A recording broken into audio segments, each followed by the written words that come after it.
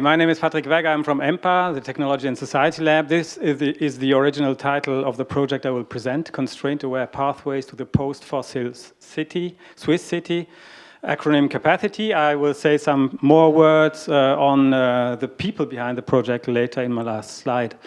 So first, something about the motivation. The 21st century is expected to become the century of cities. With urban spaces being the central organizational form of society, as illustrated in this NASA picture from Europe by night, early this century. This was early this century, so about 15 years ago. Reaching the goals of the Agenda 2030 and of the Paris Agreement will require an active design of the transition to these future cities. That's our position, where you have to take into account the environmental implications and the societal implications of such transformation, and also the effects, for example, of growing metallization induced by informatization and electrification. What we think is that simulation games are a well-suited tool to allow to test and experience possible transition pathways in a multi-stakeholder learning process.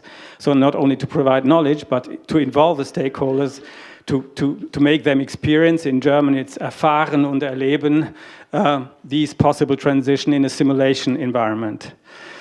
So the goal and scope of the project is to develop a generic simulation game that allows to find these possible pathways towards future cities by showing through numerical simulation whether and how they respect physical metabolic constraints, and by revealing through playing of the game possible trade-offs between the involved stakeholder goals. So this here will be implemented by developing a dynamic simulation model addressing the material and energy stocks and flows induced by the urban structures and activities.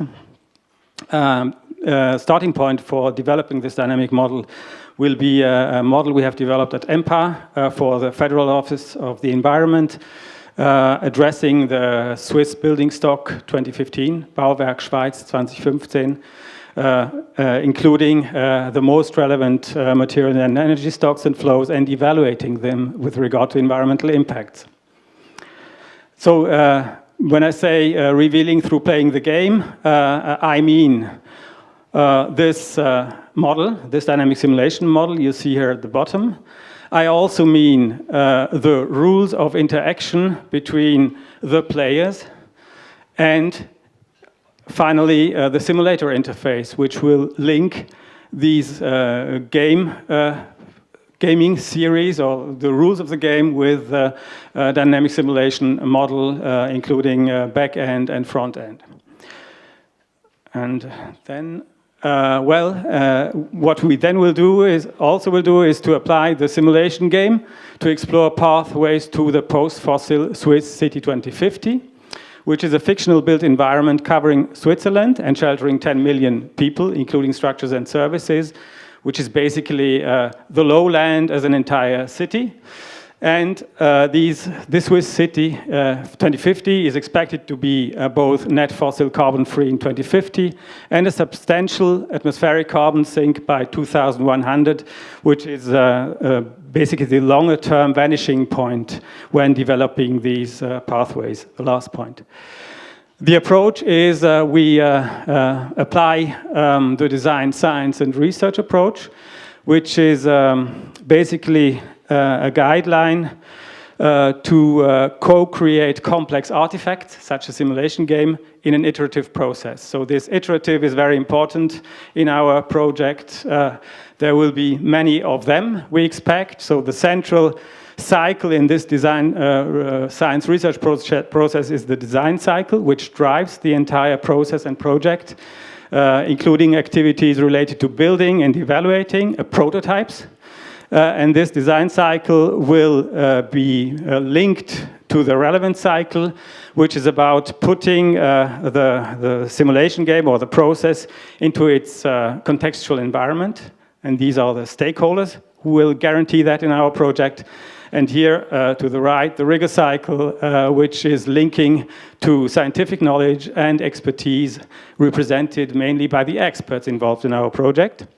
And the second concept behind developing this simulation game is the game design sequence, according to Duke and Gertz. This results in, basically, if you don't consider the first step, in 5 steps.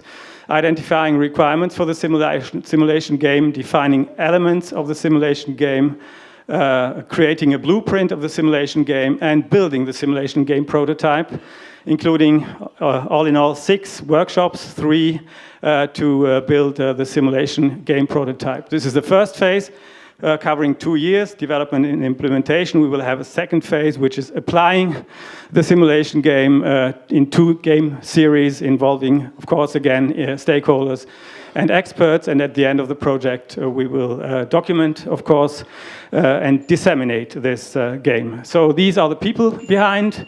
We have the core project team here with the main applicants and supervisors. We have our junior team who will take care of performing this project. Actually, we are supervising them, they are doing the work. No, but it's a postdoc, Andreas Gerber, who will be responsible for designing and coordinating the game and coordinating the 2 PhD students, Marta Roca-Puigros and João Gonçalves. So I'm happy you're part of our team, and I'm sure you're doing a great work. We also have an experts and stakeholder pool, and finally an advisory board, including also the Federal Office for the Environment, which fell out, basically because I was hesitating between writing BAFU and FOIN, and then I forgot it, obviously. But they will play an important role, for example, as a policy, from a policy perspective.